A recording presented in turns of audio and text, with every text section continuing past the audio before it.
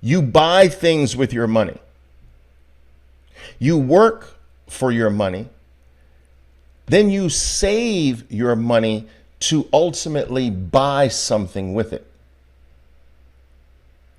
And this is not an activity that's frequently done by wealthy people. Now, I know some people are going to argue with me with this. I know you're going to argue with me.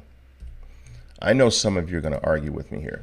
You're going to say, Oliver, man, wealthy people buy homes and private jets and Ferraris and Lamborghinis and Rolls Royces. No, that is not really what the bulk of wealthy people do, right? They might lease those things through their business and have it as a deductible expense, but they're not out there buying stuff. They're not there. This is what is portrayed on Instagram and Facebook and the social media, right? But wealthy people are investing what they have. They're not consumers in a very big way. They might sell you something, right? Their whole life is largely dependent on you being a consumer. They are normally the sellers of something, right? They're normally the providers of something. They're not big consumers of the stuff made or produced by others. They're the producers largely. They're the generators of stuff. They want you to be the consumer. All right?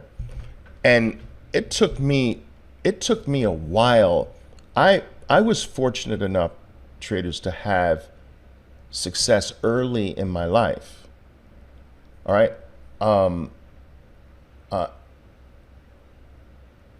I had this goal of wanting to retire before 30 years old.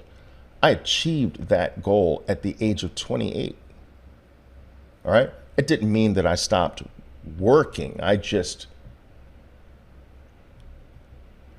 lived a very different life from that point onward. But I still had to learn that lesson of not giving my wealth to someone.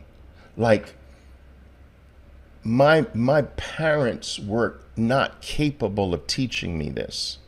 All right? I love them to death, but they weren't.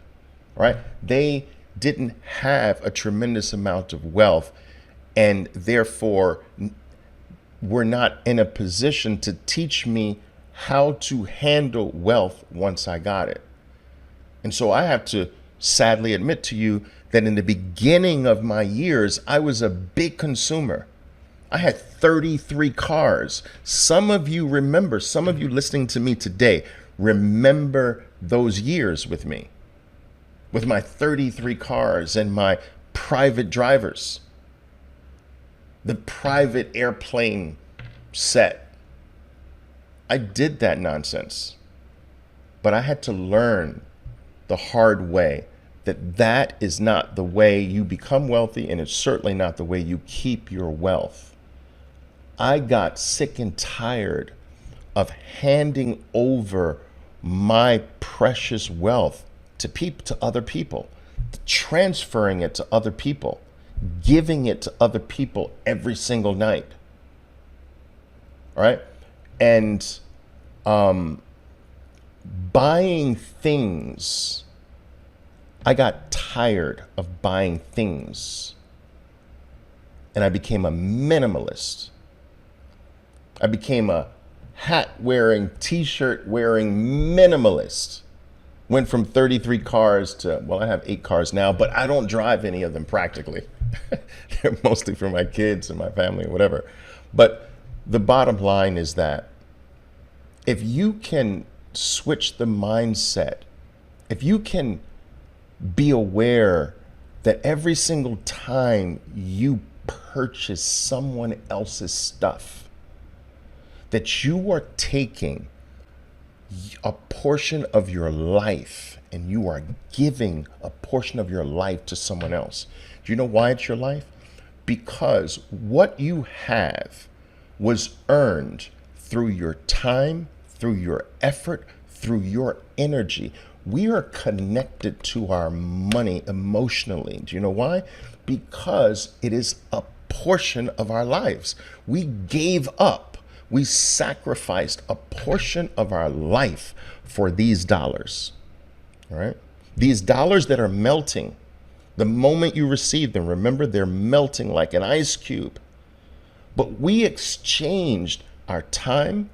You put your effort, your energy, your intelligence, everything you know. Even if you did it working for someone else on a job, you gave up your travel time to get to the job. You gave up your time, your effort, your energy, time away from your family, what you know, your intelligence, your skill, and you put all of that into a piece of work. And in exchange for that portion of your life, you received fiat paper, currency. And then, remember we said this currency is melting by the second. It's getting smaller and smaller.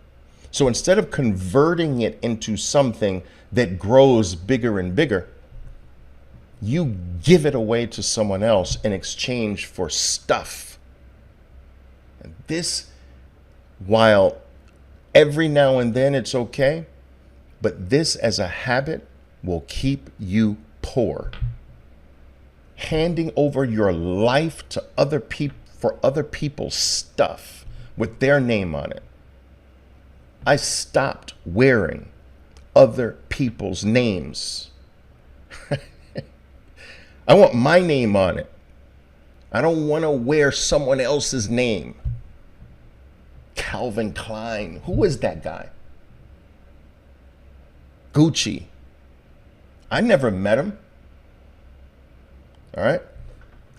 So rich people, wealthy people are not in the habit of being consumers.